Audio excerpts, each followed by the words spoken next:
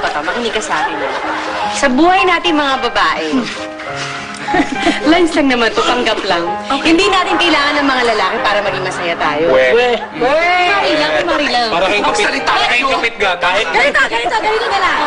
Siguro magkaiba tayo ng plano, pero darating ng araw na mahanap mo rin ang totoong baby mo. True!